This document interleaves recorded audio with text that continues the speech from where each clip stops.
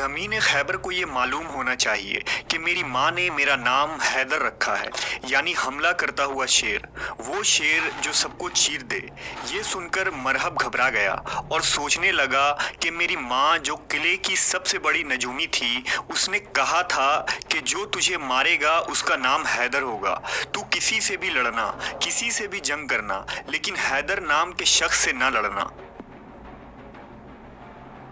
इस वीडियो में हम इस्लाम के इस अजीम सिपाही और बहादुर के मुतालिक जानेंगे जिनका नाम सुनकर ही हर मुसलमान के खून में रवानी आ जाती है, जिन्हें तारीख़ इस्लाम हैदर कर्रार शेर खुदा इमाम अली इब्न अबी तालिब के नाम से जानती है।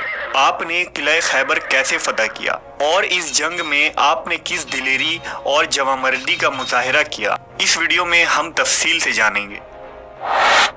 खैबर मदीना के करीब एक बड़ी आबादी वाला शहर था जहां यहूदियों ने कई मजबूत किले बना रखे थे। ये नहायत ही जरखेज इलाका था। अरब की सरजमीन में ये इलाका यहूदियों का सबसे बड़ा मरकज था। खैबर के यहूदी नहायत ही बदअहद फरेबकार थे, जो अक्सर अहले इस्लाम को नुकसान पहुंचाते और मुसलमानों को तबाह व बर्बाद करने की साजिशें किया करते थे। ये लोग मुसलमानों के तिजारती काफिलों को खैबर के इलाके से गुजरने की इजाज़त नहीं देते थे ताकि मुसलमानों का माली नुकसान हो। नेज़ जंगों में भी इन लोगों ने मुशरिकीन के साथ मिलकर मुसलमानों पर लश्कर कशी की थी। लिहाजा बहुक्म इलाही सहाबा का एक लश्कर मदीना मुनव्वरा से जुल्हिज्जा 4 हिजरी को रवाना हुआ। इस फौज के सिपा सालार खुद सरकार दो आलम मोहम्मद सल्लल्लाहु अलैहि वसल्लम थे। इस्लामी लश्कर की तादाद 1600 थी, जिनमें 1400 पैदल और 200 घुड़सवार थे। जब सहाबा का ये लश्कर मदीना मुनव्वरा से रवाना हुआ तो वहाँ मौजूद रईसुल मुनाफिकीन अब्दुल्ला इब्न उबई ने खैबर के यहूदियों को फौरन इत्तला दी कि अब मोहम्मद ने तुम्हारी तरफ रुख किया है, लिहाजा चौकन्ना हो जाओ और देखना, डरना नहीं, क्योंकि तुम्हारी तादाद और तुम्हारा साजो सामान ज़्यादा है और मोहम्मद और उसके साथी बहुत थोड़े हैं।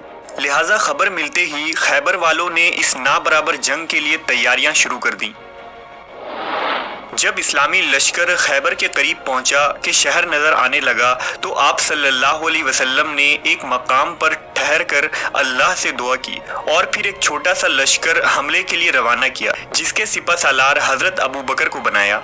यहूदियों का सबसे बड़ा किला कमूस था, जहां यहूदियों ने अपने तमाम साजो सामान और खुदोनोश और सिपाहियों को जमा कर लिया था और इस किले के मजबूत दरवाज़ों को बंद कर दिया था। मुसलमानों का ये लश्कर किले के करीब पहुंचा तो किले के ऊंचे फसीलों से तीर अंदाजों ने तीरों की बारिश शुरू कर दी। लिहाजा ये लश्कर नाकाम वापस लौट आया। फिर नबी सल्लल्लाहु अलैहि वसल्लम ने हज़रत उमर इब्न खत्ताब को किले की तरफ अमीर बनाकर भेजा। जब आप लश्कर लेकर कमूस के करीब गए तो तीरों की बारिश शुरू हो गई और यहूदियों के मजबूत और देवहैकल सिपाहियों ने हमला कर दिया। लिहाजा मुसलमानों को पीछे हटना पड़ी और ये लश्कर भी नाकाम वापस आ गया।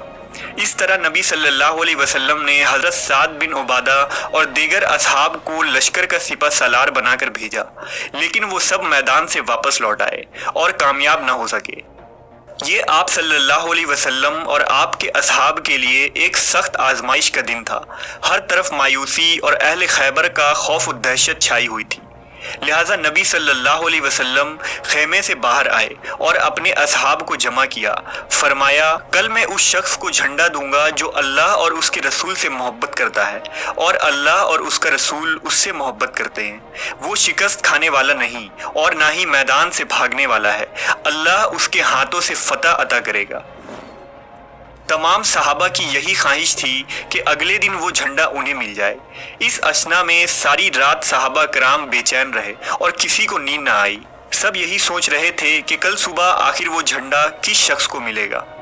हज़रत उमर बयान करते हैं कि मैंने ज़िंदगी में कभी किसी चीज़ की ख्वाहिश नहीं की सिवाय इसके कि उस दिन वो झंडा मुझे मिल जाता।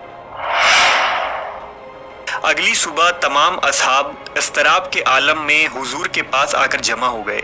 आपने फरमाया, अली कहाँ हैं? लोगों ने अर्ज़ की, उनकी आंखों में तकलीफ़ है।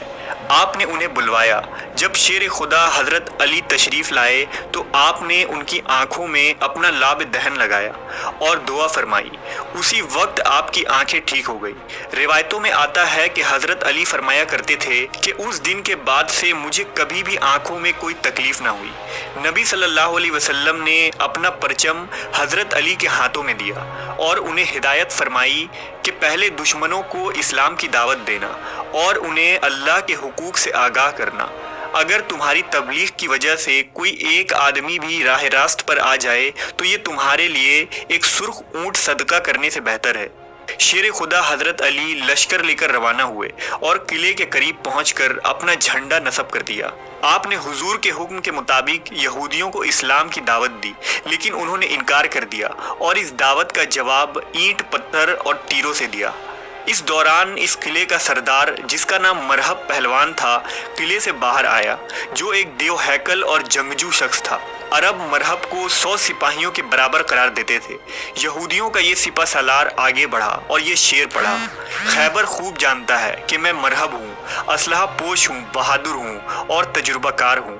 حضرت علی علیہ السلام نے اس کے جواب میں رجس پڑھا اور یہ شعر پڑھتے ہوئے آگے بڑھے: میں وہ ہوں کہ میری ماں نے میرا نام حیدر یعنی شیر رکھا ہے، میں کچھار کے شیر کی طرح ہیبت ناک ہوں۔ مرہب نے بڑے غضبناک انداز کے ساتھ آگے بڑھ کر حضرت علی پر اپنی تلوار سے وار کیا، مگر آپ نے ایسا داؤ بدلا کہ مرہب کا وار خالی گیا۔ پھر آپ نے بڑھ کر اس کے سر پر اس زور کی تلوار ماری کہ ایک ہی ضرب میں ذوالفقار حیدری سر کو کاٹتی ہوئی دانتوں تک اتر آئی اور تلوار کی مار کی آواز فوج تک پہنچا۔ مرہب زمین پر گر کر ڈھیر ہو چکا تھا۔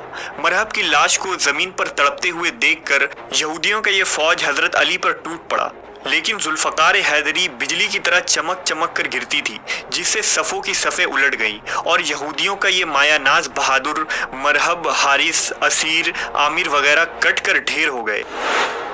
ابو رافع کی روایت کے مطابق ایک یہودی نے قلعے کے دروازے کے پاس حضرت علی پر وار کیا اور آپ کی ڈھال گر گئی، لہٰذا آپ نے قلعے کے ایک دروازے کو ہی اکھاڑ کر اس کو اپنی ڈھال بنا لیا اور اس دروازے کو ہاتھ میں لے کر آخر تک لڑتے رہے، یہاں تک کہ قلعہ آپ کے ہاتھوں سے فتح ہو گیا۔ قلعہ قموس کا یہ دروازہ اتنا مضبوط اور بھاری تھا کہ جنگ کے خاتمے کے بعد 70 لوگوں نے مل کر اس دروازے کو اٹھایا۔ یہ وہ عظیم فتح تھی جس نے پورے جزیرہ عرب میں یہودیوں کی جنگی طاقت کا جنازہ نکال دیا۔ اللہ نے شیر خدا حیدر کرار حضرت علی علیہ السلام کے ہاتھ سے خیبر کی فتح عطا فرمائی اور قیامت تک کے لیے اللہ نے آپ کو فاتح خیبر کے معزز لقب سے سرفراز فرما دیا۔